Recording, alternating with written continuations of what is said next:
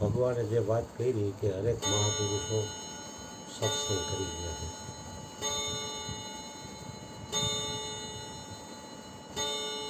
સત્સંગથી બે ઘડીમાં મુક્તિ, વેદ પૂરે છે જેની શાખા.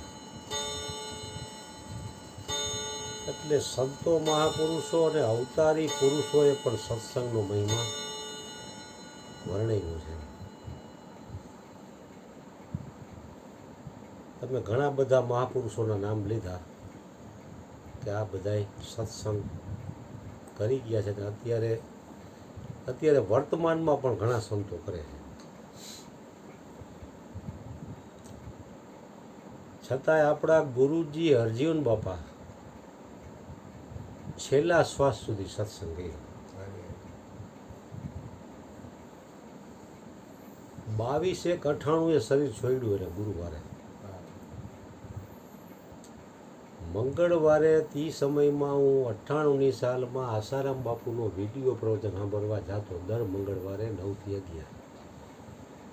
એટલે હાથીખાનામાંથી મારે કેવડાવાળી નજીક થયેલું હાલી જ જતો. એ ગણેશવાળા ગોરધનભાઈની ટીવી પડ્યું ગોઠવતા. એટલે હું મારી રીતે હાલીને જતો હતો. એમાં બોમ્બે આવેલ પાસેથી હું વળવા ગયો ને ત્યાં અમારા અશોક કુમારના મોટા ભાઈ ગિરધરભાઈની ગાડી ફિયાટ હતી. મારું તો ધ્યાન નહોતું. ગિરધરભાઈ મને જોઈ ગયા. મને કે તમે આવી? હું કેવડાવાડીમાં આસારામ બાપુના સત્સંગ. મને કે અર્જુન બાપા ભેગા થાય. મેં આમ જોયું તો બાપા આગળ બેઠેલા. બાપાને લઈને તમે? મને કે દીપસિંહ બાપુની આ ભજન છે ને આઠમના. તો બાપા મને કે બેસી જાઓ તમે. મેં તો હાલો હું બેસી જાઉં. બીજું હું વાંહે કોક 1-2 જણા બીજા હતા. આગળ અર્જુન બાપા અને ગિરધરભાઈ ગાડી આગળ હતા. એને અહીંયા ઊભી હું કામ રહી કે બાપાને શ્વાસની તકલીફ હતી. એટલે પ્રવીણ મેડિકલમાંથી બાપા ગયા તમે અહીંથી ગોળી લઈ લો. અને એને ઊભી રાખવાનું, મારે અહીંયાથી નીકળવાનું. એવી રીતે યોગ ભેગો થયો. મેં કીધું આ તો કામ થઈ ગયો. અર્જુન બાપા ભેગા છે ને સીધો ભજનમાં. મેં તો કેવડાવડી મજા. હું હાલીને જ જતો હતો. અને ગિરધરભાઈ કે હું બાપાને મૂકવા જવાનું, અહીંથી જ નીકળું, તમને ઘરે ઉતારતો જઈએ. હાલો. અને ત્યાંથી હું બેસી ગયો ગાડીમાં. વાંહે કંઈક 3 જણા 2 જણા હતા. એટલે બાપા મને કે તમે મારી બાજુમાં, હું એની બાજુમાં બેઠો. એ કે હજી એક દિલીપભાઈને વાણિયાવાડીમાંથી તેડવાના. સુરદાસ આવતા ખબર ને? હા, દેખાતું નહીં. હા, એ અહીંયા બાપાની પેઢીએ આવતા અને અહીંયા દર પૂનમે આવતા. અહીંયા ઊભી રાખીને દિલીપભાઈને બોલાવ્યા. એટલે ગાડીમાં 5ની જણે 6 જણા થયા. એટલે વાંહે 3 અને હું બાપાની બાજુમાં. એવી રીતે 6 જણા ગયા. બાપાની સીટમાં 2 જણા. ડ્રાઈવરની બાજુમાં 2 સીટોમાં બાજુમાં જ મને બાપા બેઠો. મને કે તમે અહીં બેસી જાઓ. અને વાંહે 3 જણા હતા. 2 હતા એમાં દિલીપભાઈને 3 થઈ ગયા. ગયા સીધા દીપસિંહ બાપુની.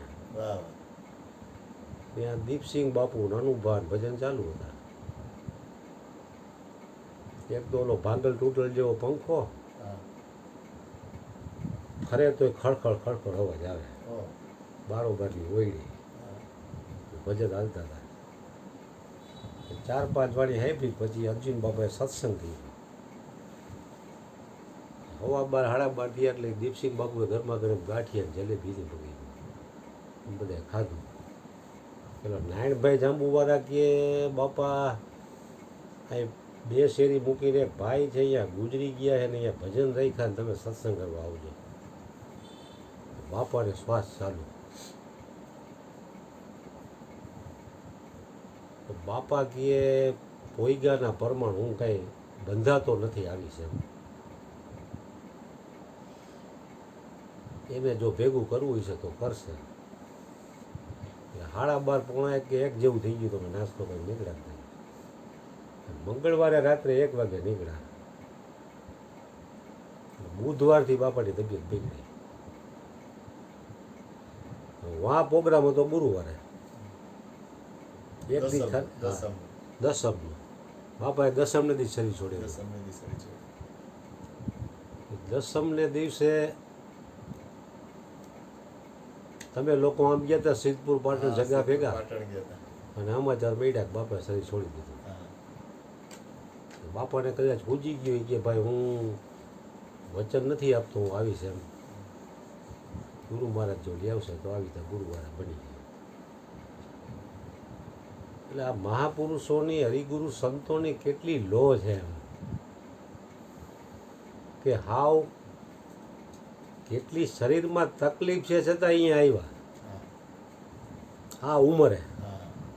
બહુ તકલીફ હતી એને. હા ત્યાં ગોળી લેવા ઊભા રહ્યા એટલે મારે ભેગું થયું ને કોઈ ગાડી વહી ગઈ મને ખબર ન હાલીને જતો હતી હું આગળ હોય એને પાછળ થોડી ખબર પડે ગોરધનભાઈ ના મારે યોગાનું યોગ બનવાનું છે તો છેલ્લે આઠમને દી હું બાપાની બાજુ બેન સત્સંગ 1998 ચાલે ને મંગળવાર હા. બુધવાર એક ગયો ને ગુરુવારે દસમથી શરીર છોડી દીધું 22/1/98